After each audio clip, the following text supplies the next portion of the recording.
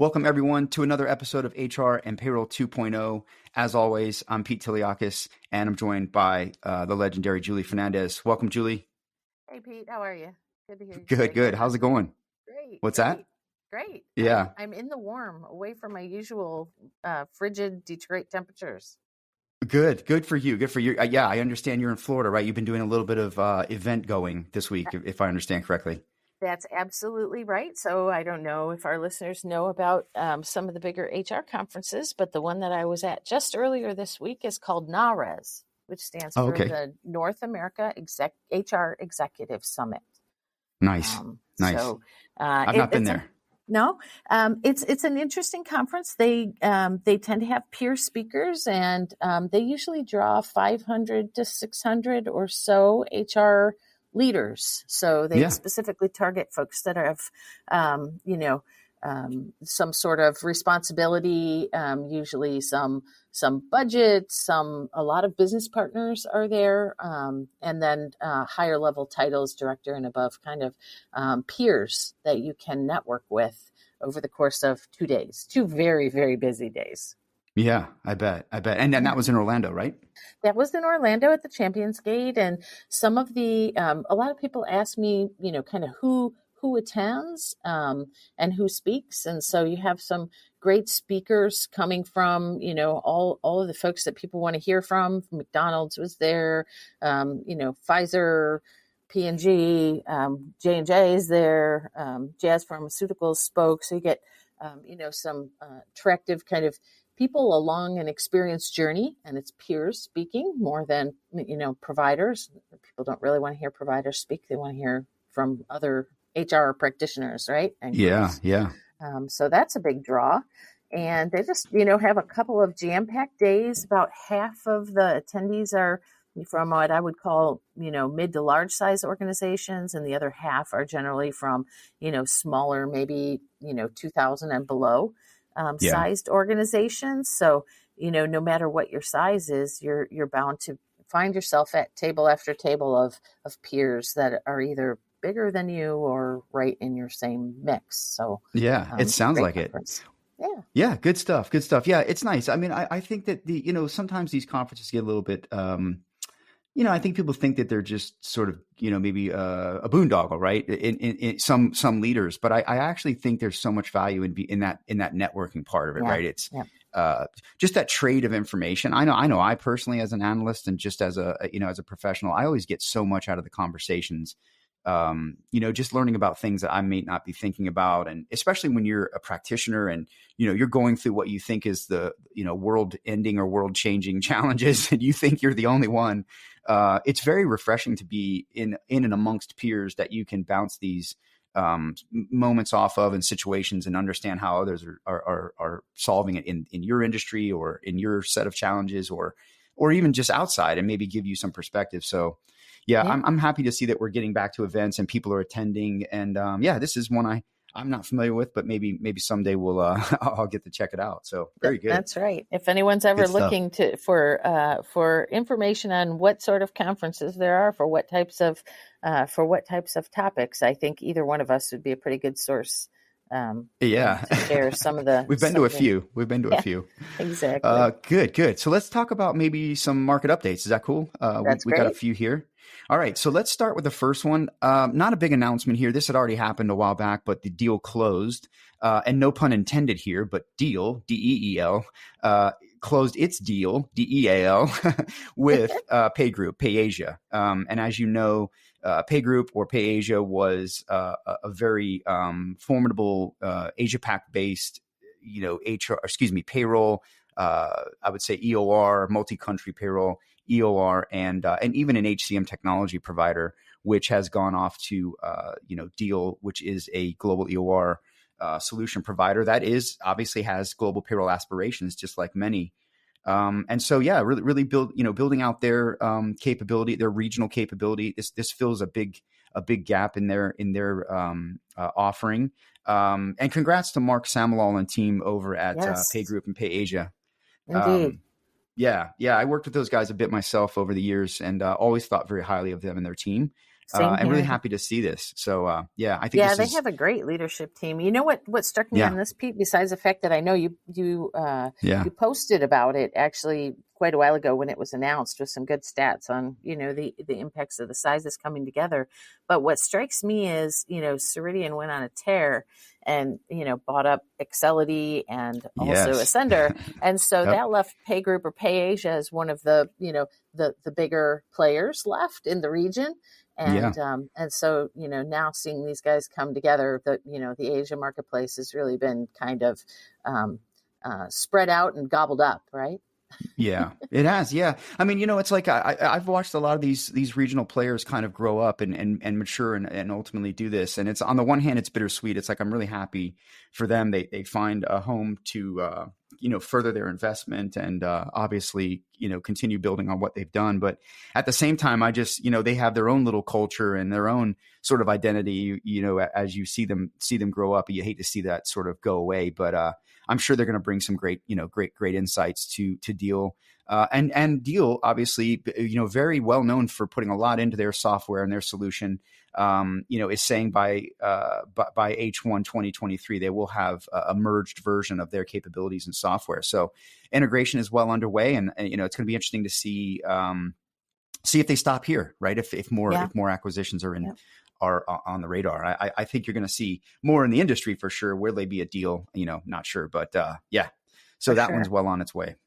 Hey, so But you got I another have a one, new right? one. Yep, I got a Yeah, new one for you, and it'll be interesting to see what pans out. But I noticed that Vizier. I'm not sure exactly what the proper. I've heard folks calling it both ways, Vizier and HR.com. Announced a yeah, partnership. Now, this is one of those where kind of remains to be seen what comes of this. But if you think about it, Vizier is the people analytics, right? Long established as a kind of a leader in that space. And HR.com is more of an online community of HR practitioners. And so along with this announcement came the idea that together they can bring resources that will help HR practitioners build their personal and organizational analytics skills. So it's digging in to see, like, what does that mean, right? What will HR.com practitioners or people who are using HR.com community get? And besides kind of the obvious webinars and maybe some starter guides for people analytics or thought leadership content, I saw what might be more interesting is direct access through HR.com to Vizier's benchmarks. And so just digging a little bit into, what does that mean? What does that look like? I think I saw over 20 million employee records. And the types of data that are assembled in those benchmarks are career progression and exit and diversity metrics. And that's across the last few years in 22 different industries. So, good. if you're Yeah, good looking for stuff. some interesting benchmarks, it might Yeah, just be that HR.com and Vizier are finding kind of a unique delivery model to get some of that out there for HR practitioners.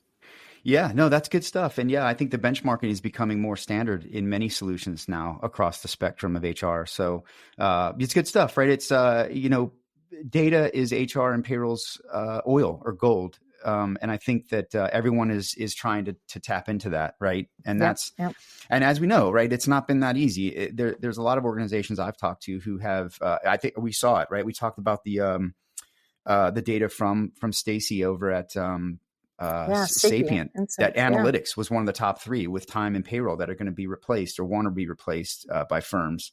And I think that's some of that is frustration with the solutions not being as intuitive, maybe as folks might have thought, right? I've seen a lot of folks who they get into these things, but they don't know what, how do you do analytics, right? That might be an episode, but I think there's a lot of struggle people still have at really actionabilizing that data, if that's a word. yeah, yep, yep, And I think that these solutions are trying to get more helpful, bringing partners together to give people the power in their data. And the benchmarks, I think, are huge, right? When, there's these mass data pools now around the world. Many of the vendors in the marketplace are offering sort of anonymized benchmarking capabilities now. And that's, it's so valuable, right? To be able to look at yourself in context with others and figure out, are you on the road? Do you have, are you heading the right direction or not? So yeah, right, good stuff. I'm really yeah. happy to see that one. Yeah. I have one last one here, and this one obviously hits a little close to home. So Alight Solutions announced this week they've acquired Reed Group. I wasn't personally familiar with Reed Group, but they are an entity of the Guardian Life Insurance Company of America, which Alight has purchased that from. And they are a data-driven absence and leave management solution provider. That's right. If you know leaves, leaves are, I'll just go on record and say they suck, right? It's difficult. There used to be not a lot of solutions out there to help you, or even a lot of service providers that would take that work. It's complicated, but it's also incredibly important when you think about the wellness picture, and fits perfectly into what Alight, is going for here. So Reed Group is bringing, a capability that aligns well with Alight's body of work, right? They do tend to sort of target upmarket. They work with, nearly half of the Fortune 100 companies across 6 continents. And really do offer a wide range of solutions from outsourcing and co-sourcing to SaaS and then, of course, clinical guidelines. So a nice little fold in for Alight. Yeah. For sure. And for anyone in that absence leave space or feeling those pains, Reed Group has been one of the longest established, maybe, niche providers or best of breed providers in that space. So super well known, in that space. And lots of different ways to tap into them. I'll be most interested to see, Alight has quite a healthy bench of Workday clients, and the pains, the very real client pains that we hear in the absence and leave space where they touch Workday, and not just Workday, right? Every one of the HCM providers. But I'll be most interested to see if maybe Alight can't make some secret sauce out of the pains that Workday clients feel in dealing with their leave and absence touch points. So. Yeah, I would agree. I don't recall, just from my, I haven't spent a lot of time in this world, but over my years working around HRO deals and advisory and whatever, I don't know that there's a lot of solutions for leaves, and it can be sticky, right? It's a complicated process, and it's funny because, well, it's not funny, but a lot of times in deals I worked on in my past, we would have to carve that off because we didn't do that. In some of my past worlds. So I think that's one of those solutions that is everyone needs it. And it's nice to see it's landing in a home where it kind of fits in line with a broader, wellness sort of focus. So, I'm sure you don't know this, but we have a very specialized group. It's actually part of a sister company to Heron Palmer that does exclusively leave and absence awesome. activities, everything from searching for the technology to co-sourced, co-source solutions to even some of the design, attributes and updating of leave and absence policies and programs, especially post-COVID. There's just a huge amount of activity going on there. And if, for anyone that is having those issues or is even just looking to understand the landscape, that's an area that we have some deep expertise in. So. What if I told you that your boss skydives, Tim in marketing is a magician, and Sam in accounting does sums in his head while standing on his hands? Seeing sides of the people you work with but never see, sides that inform and inspire their work and that can inspire yours, is what The Talent Show is all about. Email me, Tom Alexander, host of The Talent Show, at talentshow@backboneinc.com, and show us what you got. I look forward to seeing you on The Talent Show. Yeah. Folks can always feel free to reach out, and I'll make sure to get you connected to somebody who can tell you what's going on and who the players are in that space. Yeah, that's awesome. Yeah, that it is a tricky world. And like I said, I think it's a little foggy. I couldn't name off too many providers that actually do this. So yeah, agreed. That's great stuff. So good to know. I didn't know that. I didn't think you did. Very cool. Yeah, now our audience does. So very good. Very good. Yeah. Okay. I think that's it for our news. Am I right, Julie? I think we got them all. That's all I know of. Yeah. That's all awesome. I think I've got on my radar. So let's dive into our topic of the week. And this, again, another personal wanting to learn, so to speak, right? We're going to talk sourcing advisors. What the hell are they? What do they do? Why do you need it? Do I not need it? Where do I need them? What are they, how do they help me? That sort of thing. And I thought, who else in the world to talk about that? But you, Julie, I just for fun fact, I don't know if you recall this, Julie, but in my past days, in my IBM days, I know we worked on deals where I was on the vendor side. You were on the, I think, TPI at that point. Yes. And you've worked on a lot of deals in this capacity. Am I right? You are right. In fact, I think I kind of shamelessly, ISG, my former employer, shamelessly would say I've worked on really many of the most complex deals in the industry across very large, enormous global providers and initiatives. And this whole area just gets me so excited. I love solutioning in this area. So yeah, I Yeah, do remember I we've know. been on both sides of the fence together. So that's exactly why I call you legendary, right? Because you have worked on so many of these mega deals, and this stuff is hard. I mean, look, I've worked on some big deals myself on the other side as a solution architect, pre-sales, that sort of thing. I've even been a sourcing advisor in my Deloitte days, and done some platform selections. I've done certainly outsourcing selections. And being on this side now and having a bit more time where I'm spending looking at deals and watching what buyers are sort of going through and listening to our team, it got me to thinking about just the whole role of sourcing advisors, right? I still don't see enough of them being used. I don't see enough deals coming through.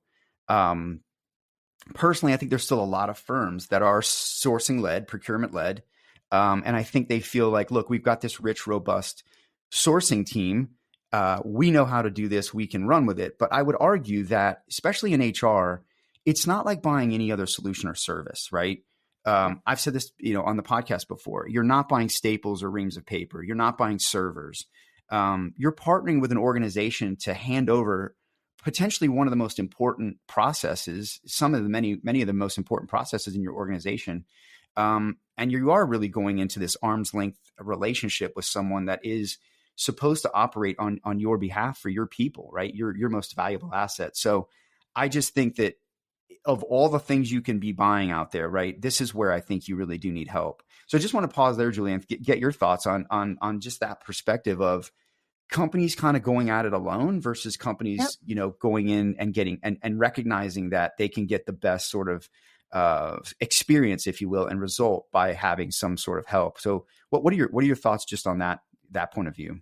Yeah, well, so first of all, just thinking about this historically, right? Historically, there wasn't this advisory space, this sourcing advisory space, before the days of GM starting to outsource its IT space to EDS. I mean, that really is when we started to see large companies try a different delivery model with some of their back office activities. Mm-hmm. And you mentioned TPI, where was initially was kind of the godfather of this industry, right?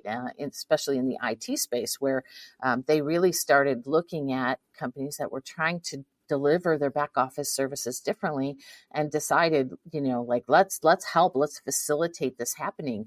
And so for quite a while in the space, it was it was very niche and very unique. And I think what's causing folks now, fast forward 20 plus years forward, and what's causing folks to think about doing it themselves is kind of twofold. Sometimes it's within the functional area. So HR will say, this is complex and I know my business, and I'm going to, start talking to folks in the market. Other times there's a real expectation that an organization's procurement lead and drive these sorts of processes. So let me start with the procurement one, because you Yeah. referred to it. Like, it's not like buying, your supplies, your core business supplies. Yeah, not at all. Procurement can get, has a really important role in any sourcing process, including the HR ones. And what I like to see procurement doing in these types of sourcing exercises is bringing that client specific intel, those needs, those questionnaires and exhibits that have to be a part of any sourcing exercise because you are company XYZ, right? That's a very big value add for procurement in these areas. Sometimes the scoring methodology, some companies have, kind of a standard or a typical scoring methodology that they use across their businesses, whether it's paper or whether it's back office supplies. And so if you need to follow those rigors, great, scoring methodology. Same thing can happen with business case or CapEx and funding approvals and requirements. Those are value add items. But beyond that, HR buying is it's not a commodity. And so you have to solution as you're going through the sourcing process. And that's something that not all organizations or procurement is used to doing or comfortable doing, because it really requires functional knowledge. You have to Yes. understand the function and the different parts of the function and what the alternatives are, because you're solutioning as you're buying. You're not just picking off of a menu list, right? Yeah, absolutely. Yeah, one of the things that I see a lot of is, and I've been in my sourcing advisor days, I've been, in the middle of this, so to speak, is that you get a lot of firms that rush out there and they just want a price, right? Can you just price this thing? And I think that's super dangerous. I think that's super short-sighted. And I think most of those companies, depending upon what they're actually trying to do, if it's a small point solution like printing checks or something, okay. But if you're talking about actual managed services or talking about transformation, I just think that's a rough way to go about it. So how do you, because I know what I see on the vendor side, right? It oftentimes when you have buyers coming into these engagements without help, without that third party guidance, or at least the experience, real HR buying experience. And many firms are, second and third generation buyers of HRO and HR solutions, modern solutions at this point. But you find a lot of them come into this, like I said, unprepared, so to speak, for what the process is and how to actually navigate it to the best of their advantage.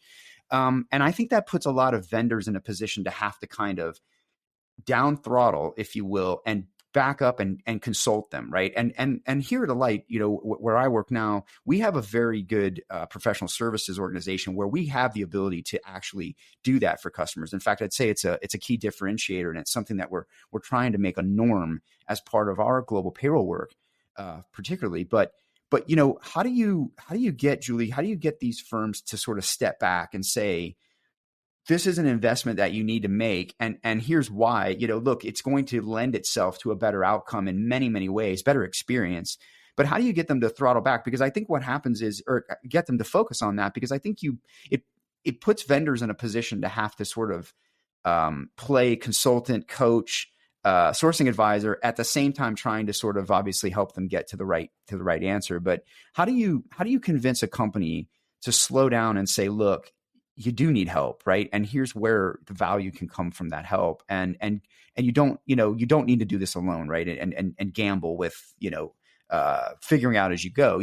We've already got all the kind of cheat codes, if you will, over here, so to speak. So what are your thoughts on that part of it?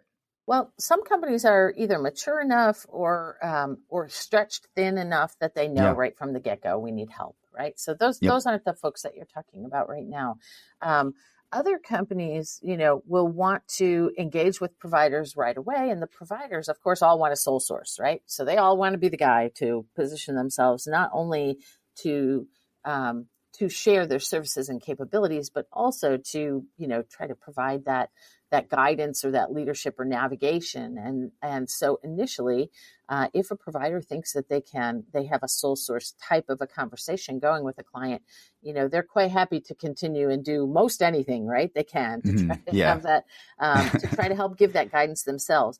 But I will tell you, over the long haul, generally providers prefer to see an advisor involved. Yes. And for many reasons, like, first of all, you're not trying to navigate all of that stuff, all the conversation that a client doesn't really want to share entirely with you usually. But if you're serious enough to pay an advisor to help navigate the process and make sure that it goes off, then you're going to be serious enough to stay on track in your timeline. You're going to be serious enough to actually reach a decision. And it also means that you have engagement and buy-in of leadership. You had to get that in order to bring an advisor in the first place. And so those are the three, the three slam dunks that will cause a provider to say, Julie, I'm happy to see you involved in this process, because it gives me more conviction that this client is a serious client. Yeah, absolutely. Yeah, it does signal. I think it does signal, and it does show a maturity, right? That says, we understand this is complicated. We're bringing in help. And I'll be honest with you, I'd say it's less than 50% I see actually doing it. And I wish I could say we could see more. And I think you pointed out something very important there. that I want to get to. And I think you were alluding to relationships, right? And I think that's one of the overlooked, not just the relationships, the methodologies, you've been you've been there, done that sort of, you've seen the good and bad and the ugly, right? So you know how to kind of guide people the right way. But what I think is important there in those pieces that you're bringing to the table as a sourcing advisor, or that they bring to the table, is it's not just about them getting you the best price and terms. Certainly that's the goal, but there's so much more that sourcing advisors do and bring an offer for buyers, right? I mean, Yeah. what are your thoughts on that? How do you think buyers see that value at first, or do you think it's something that they have to kind of learn? Whether you're a payroll pro or an employee wanting to understand your paycheck better, we've got you covered. Tune into It's About Payroll for expert insights on payroll trends and compliance, or check out It's About Your Paycheck, the go-to podcast for employees looking to understand their pay and rights. 2 great shows, 2 great hosts. Listen now, brought to you by Work Defined, where payroll meets clarity. Hey, I'm Katie Van Horn. And I'm Jackie Clayton. We're your hosts of the Inclusive AF podcast, where we take on DEI, leadership, and HR without all the corporate fluff. That's right. We've got decades of experience, a lot of opinions, and 0 tolerance for performative anything. Every week, we dig into what it really takes to build inclusive workplaces with honesty, strategy, and a few side eyes. We'll talk about the tough stuff, power dynamics, privilege, what's broken in the system, and how we can all do better. And don't worry, it's not all heavy. We bring receipts, laughs, and real talk from people actually doing the work. Think of it as your weekly dose of truth, tips, and a little tea to help you lead with intention and show up for your people. So if you're ready to push past the buzzwords and get into the actual work of inclusion, you're in the right place. So subscribe to the Inclusive AF podcast. New episodes drop every week. Catch us on Spotify, Apple, or wherever you get your podcasts. We'll be here breaking it down one inclusive convo at a time. Yeah, I do. You mentioned something interesting about it not just being the best terms, the best buy terms. And I would tell you, the heavy lifting that a sourcing advisor does is earlier on in the process. And in fact, very often when you get to the point where you're starting to talk about contracting and terms and conditions, that's a very light role where those things procurement and legal do all day long. They do need to know the nuances or the specifics of the market. So many providers don't work off of client paper. They work off of, paper that reflects a shared model or a SaaS type model. And so you need to know what the market norms are, but that's not where you need the heavy lift of a sourcing advisor. The heavy lift is in, first of all, relationships. You may see these providers from time to time, even if you're in HR and you're an HR leader, you've probably worked with many of them in the past, but a sourcing advisor sees them in the sales and transition capacity over and over and over, and again, a dozen times or, dozens of times a year. Yeah. And that type of insight is not something that you can easily have in-house yourself.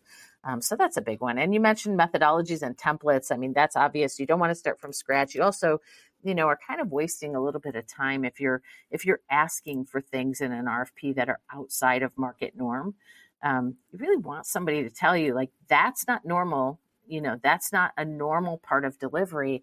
Doesn't mean that maybe your providers won't do that for you, but you should expect that you're driving up cost by asking for X, Y, and Z. And if that's your intent, and you have to have it and you're willing to pay for it, great. I can't tell you how many conversations I've started with, they have to speak, a call center has to speak every language of every one of my employees all along the globe. And I'm like, you can ask for that, but you're not going to be able to afford that. So if you're in 50 countries, we can get real now or we can get real later, right? Yep. But let's go into this with our eyes wide open. Yeah.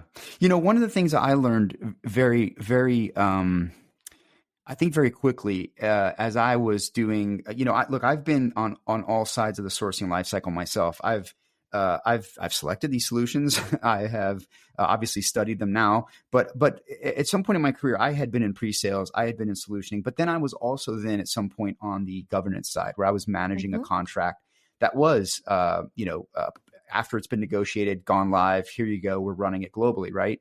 And I think what I learned from that experience personally is how critical it is that these deals are not lopsided.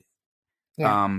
I have seen deals where the vendor had absolutely positively no wins, right? It just was an imbalanced deal financially. It was an imbalanced deal just in every way possible. And it wasn't successful, right? In some cases, I've seen those things. And so I think that's important to talk, Julie, a little bit about how do you get to a win-win for both buyer and supplier so that it is a mutually beneficial arrangement financially and just, otherwise over the course of the deal. Because I think the worst thing you can do is enter into this marriage, right? This 7-year, 5-year thing that is so intimate, right? To your organization, your human capital, right? Your people. It's in it, whether it's payroll or it's anything else, it's going to impact them directly, right? How do you balance that so that it isn't lopsided for the buyer or lopsided for the vendor, and then there's this unhappiness and eventually it just falls apart or it doesn't work? How do you do that as a sourcing advisor, Julie? How do you balance all that? Because I think that's a key piece that they do. Right? It is something.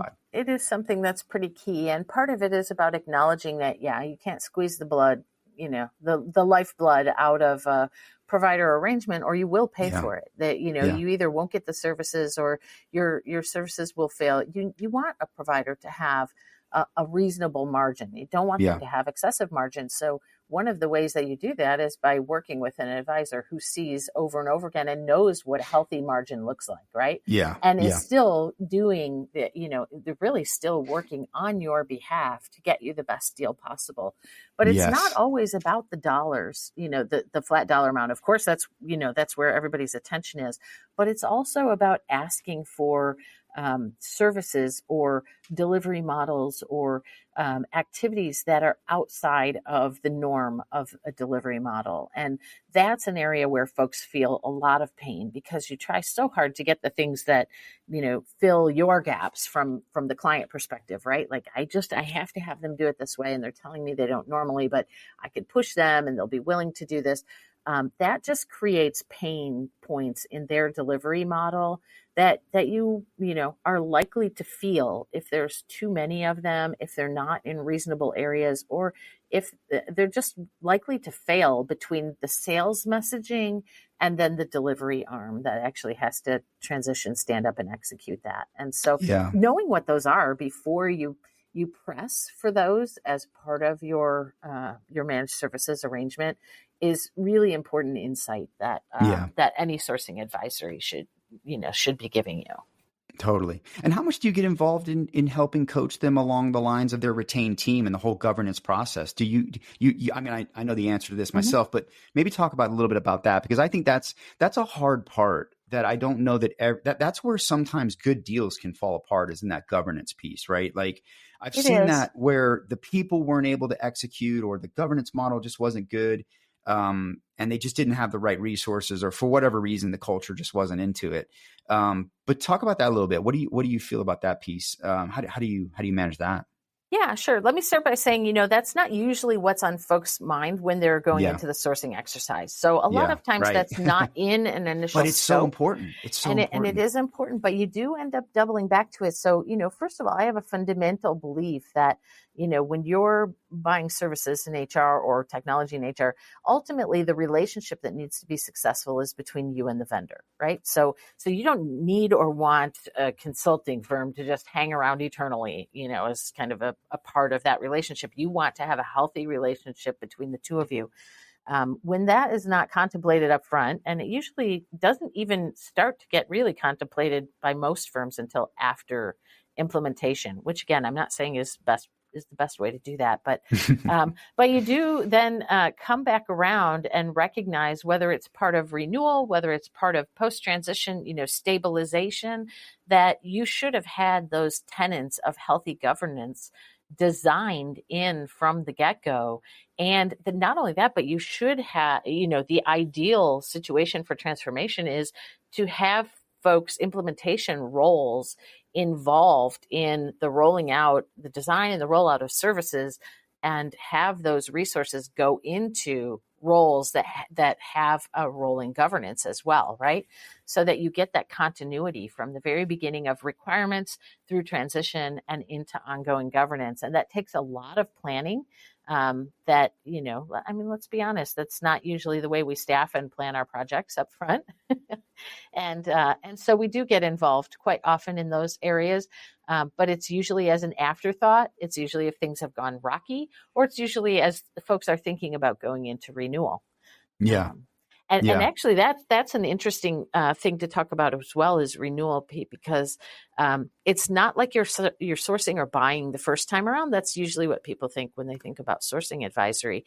But as you come up on a term or a major change, even if it's before your term, your initial term is expired, those are all opportunities for you as a buyer to look at what's new in the marketplace, what's new with your provider, and what sort of leverage or changes would be healthy to your arrangement and advantageous to you, of course, and are reasonable to ask for. And so, and renewal engagement has as many elements of sourcing as a net new sourcing engagement has. And includes a lot of strategies about how or when do I ask for these things? How should I mold this relationship so that it remains healthy and we're not falling behind. Yeah, absolutely. Absolutely. So look, I think we would be remiss, Julie, if we didn't add the one thing that I think is probably, in my opinion, the most valuable, but also maybe the most overlooked as far as sourcing advisors go, is that the risk reduction or the risk avoidance element of this, right? I think that's the key benefit that really, in my opinion, the sourcing advisors bring to the table, is just risk reduction. Talk about that a little bit, but what do you see as some of the risks? And do you agree with that? Do you feel like that's the most important part of what you do when you're working with customers? I feel like it's something that you should get table stakes from any good advisor. It's not usually the thing that people come to, with their poke list and say, "Hey, I really want you to reduce my risk in this." Like that. But it's key, though, right? It is, and there's so many things that are key in the area of risk reduction. I think we've talked about a few, whether it's asking for things that are outside of the norm and the risk that could present itself, the expectations of the buy, and even on your own side, the expectations of cost and of funding, so that you can actually get through approvals and hurdles. Some of the risks that I think are most reduced in today's market, or the things that you should really try to reduce risk on, include, kind of a roadmap for funding and execution, because some of these larger initiatives are, multi-year or multifaceted things, and you actually really need to think about, when do I need to go live, and how long do I need to do all the different parts, and what about the next phase of services or modules, and being able to think and back things into logical timelines is not usually something that comes naturally or quickly to folks that are trying to do it themselves. Or don't deal in HR a lot. The other thing is just the transition resources, right? So if you think about, the transition and providers that either do it themselves, or you go to a systems integrator market and you get a specialist that does transition, their whole perspective is founded on their role to configure and get the product live or the services live, right? So they're very laser focused on that. And there will be placeholders for the client activities, the key client activities, but that isn't enough to describe all of the connections and the underlying work that has to be done by the client side resources in order to have a successful transition or transformation. And so that sort of planning and de-risking is probably one of the biggest areas that we're getting involved in often, because today you can't just ask folks to double hat, triple hat, quadruple hat. It's just not the right job market. They already are. That's right. Yeah. And so the planning part of it is just really huge. It's a huge element for success. It's almost it's almost an element, much like change management, right? That can be ignored at your own peril. Yeah. And Julie, do you think that? So I've really only worked with. Or I'm thinking about my times as a sourcing advisor and times I've worked on deals. I've generally only worked with firms who, from the get go, right? They had a sourcing advisor or they had some sort of help. What if you get mid project, midway through your sourcing, midway through whatever you're doing, and you realize we're in over our head? We need help. Can a sourcing advisor kind of step in and help at that point, or is it just too late? No, is there a salvage, job you can do at that point, right? Oh, you definitely can. So, Yeah. I've been involved in multiple client engagements where, there was failure. And so, you're having conversations after 2 or 3 failed attempts. Sometimes I'm working with one client that has had 4 failed attempts in prior goes at this. And so that's possible. I would even tell you, I talk to many companies that start down just the RFP path or the RFI path themselves. Yeah. Mm-hmm. And they get so far. Hey, we're the payroll baddies, and our mission is to make payroll fun and relatable. And call out industry when we hear it. You got to call it out. You got to call it like you see it. But we also got to shine a light on all those unsung payroll heroes out there, making sure we get paid. Yeah, those are the real payroll baddies out there, and we love sharing their stories and showing them love. With gold chain and everything, baby. By the way, SAP is the best payroll out there, and if you don't like it, get out. And they engage providers. Now they have providers calling them, 3 times a week, right? So you create a little bit of your own noise and nightmare. But they get so blood in the water. They get so far along, and they're like, "Okay, we can do this." And then they get stuff back, and it's like apple fruit and buses, right? I mean, it's not apples to apples, and so they're like, "Oh my, I'm not even sure I know how to do justice to compare these things, and like they don't look right. Are they truthful?" And so oftentimes we'll get engaged, even after a client started that. And the approach there is, let's work with what you have, but we're probably going to have some gaps you need to close, or maybe have that market knowledge and proficiency to be able to, just help you put a bow on it and make sure that you're looking at it right. Yeah. That absolutely happens. It's not ideal, but it does happen. Yeah. Awesome. So let me ask you this. How would you recommend somebody go about selecting a sourcing advisor? Like, how do you qualify and figure out what is the, like, when you're buying solutions for your business, right? You're looking at use cases and all those sorts of things. You're fitting it to the needs of your culture and your organization's processes. But what do you do in this case when you're, is this all about relationships? I mean, how do you select an advisor in this case?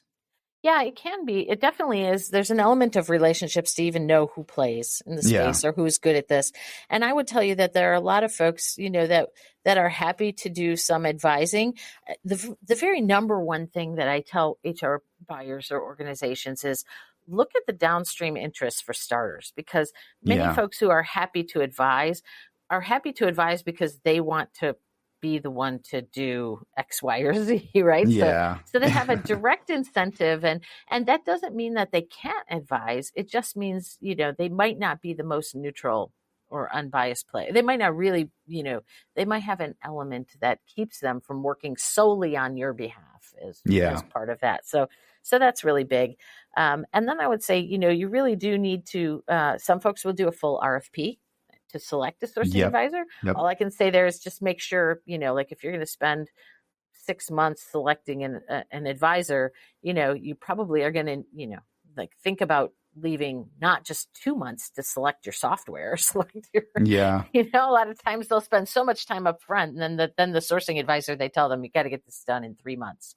I'm like, what? You've been dealing with me for 8 months. How you want this done in 3? That doesn't make any sense. Yeah, that was one of the hardest things about my time as a sourcing advisor. I remember we had a few clients, big clients I work with that I had one that wanted to do a hybrid RFI, RFP, somewhere in between that, I guess you could say. It was almost like an RFI with pricing, I think, and demos, by the way, which I really tried to encourage them not to do this. And they had a reputation. They were a do-nothing buyer. They had a reputation for kind of doing this every 3 or 4 years. And I really tried to take them in a different direction, but it was very difficult. They were just so it was almost kind of a waste having us in some ways, because I feel like they kind of didn't listen to us well in some regards. It worked out in the end, but I think that we've talked about this before about getting a reputation, right? Sometimes as organizations, if you are kind of out there doing this sort of wishy-washy, RFI one day, RFP the next, and every other year you're doing this, and you're not actually going forward with anything, people are going to kind of not take you serious, right?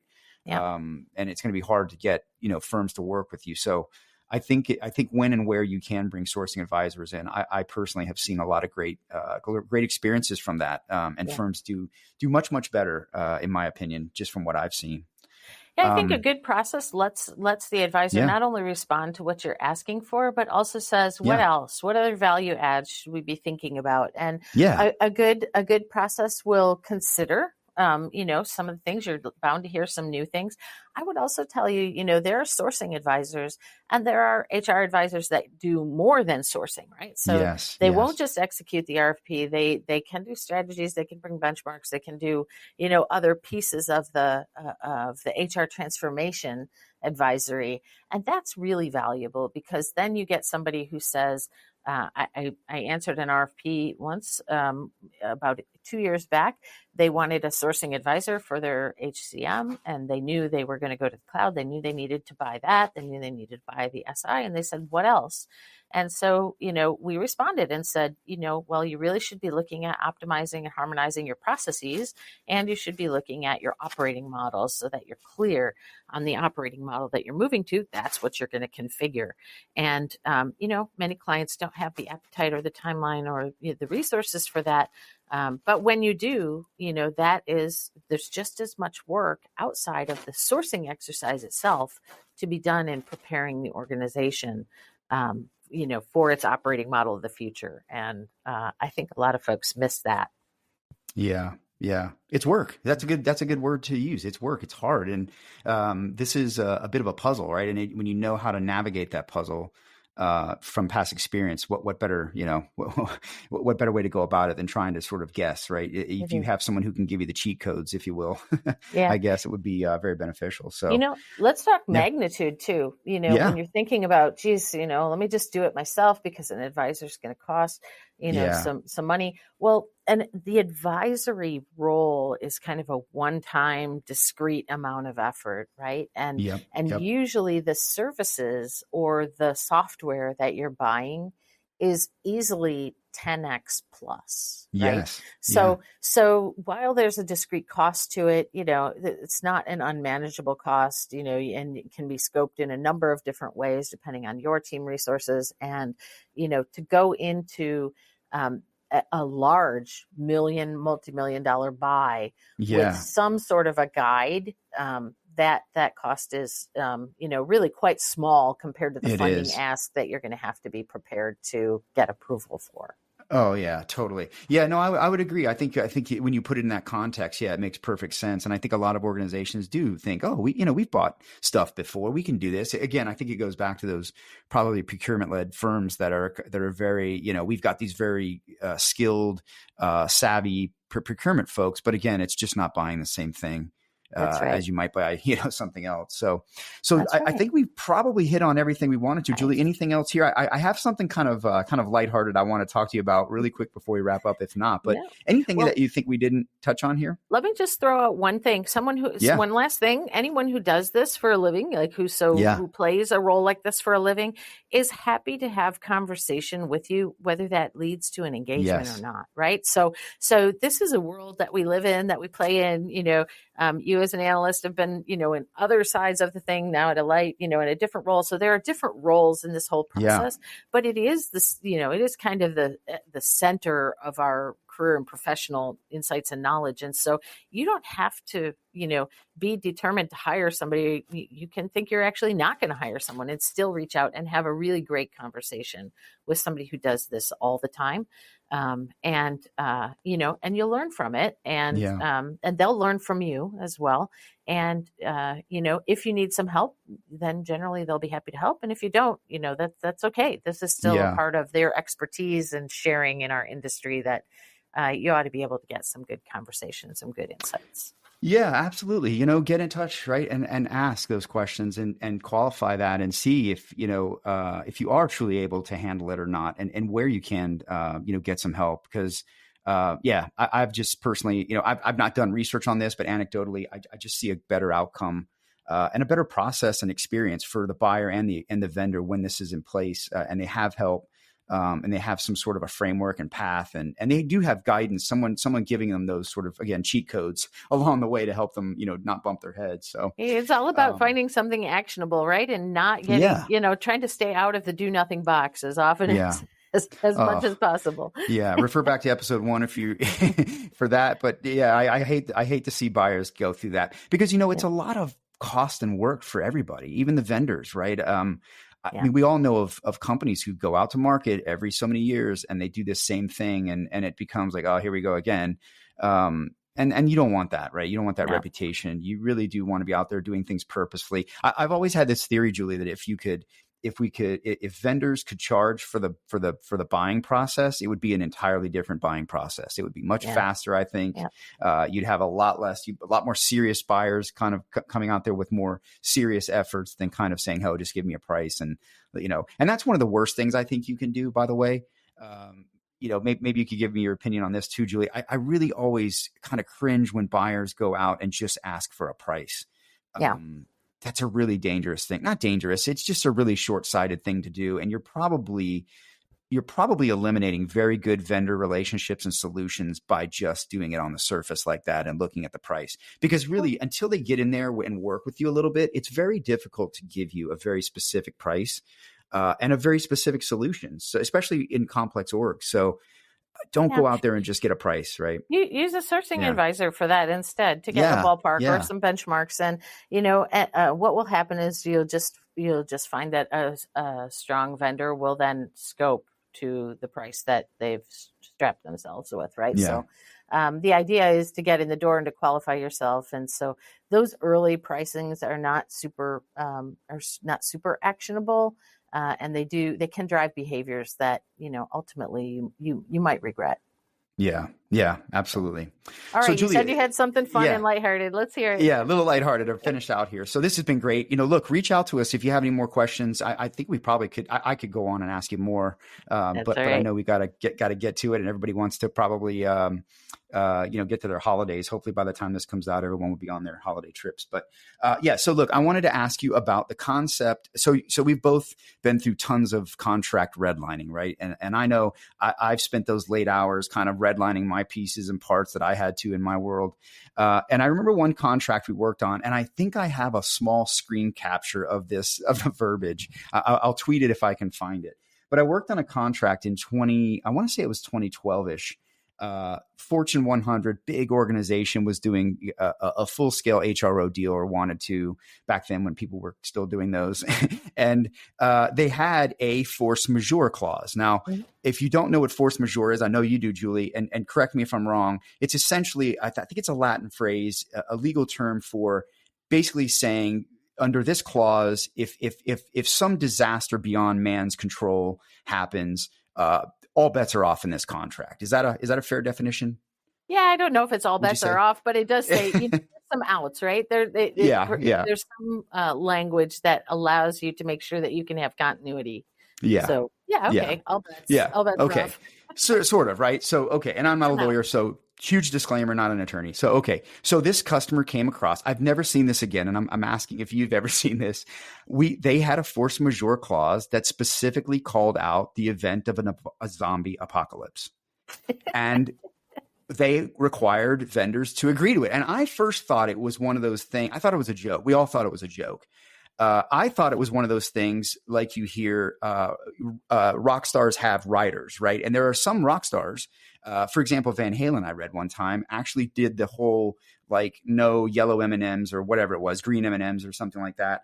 And the point of them doing it was because they had a very specific lighting set on their production that, if not properly put together, right, it could be dangerous, but it could also not perform the, whatever experience they wanted for their audience. So they had these clauses in there as gotchas to see if people were actually reading the writers, to make sure that the details of their other things were correct. It wasn't about being divas, apparently. So we'll assume. So do you think that something like that was a, let's see if they're really reading our contract? Or do you think that was or do you see this? Like, have you seen the zombie apocalypse in force majeure clauses, or have you seen something crazier? No zombie apocalypse. And, I don't know. You're just going to be sorely disappointed if you're tossing something like that into a big paperwork process, hoping somebody catches it. I don't. This feels like the juice not worth the squeeze to me. I know. That's the only thing I could think of. I was like, they can't be serious, right? Like that. But they made. And you know what? If it stays in there, no harm, no foul, right? I don't know. Case it happens. So on either side, if it got put in there in the first place as a gotcha, I mean, so leave it in there because somebody's going to read it and think, oh, this client has some kind of there's something wrong with them, but I don't think I have to worry about this, right? And so, I know. I don't know. I thought it was. It's a poor trap. I thought it was a test, but who knows? Anyway, so you've not seen a zombie apocalypse in your contract work? I've not seen a zombie apocalypse in the contract, and I have to tell you, I don't have any insurance personally for a zombie apocalypse either. So I guess I'm not that worried about it. All right, I think we'll be all right. I don't suppose they're coming for us anytime soon. We should have done this before Halloween, Pete. before the year-end Christmas, year-end holidays. Awesome. Well, look, this has been a great episode, and we'll be back very soon. So thanks you so much. Enjoy the holidays, Pete, and everyone else. I hope you too. Wish for the best, and we'll see you in the new year. Yep. Happy holidays, everyone.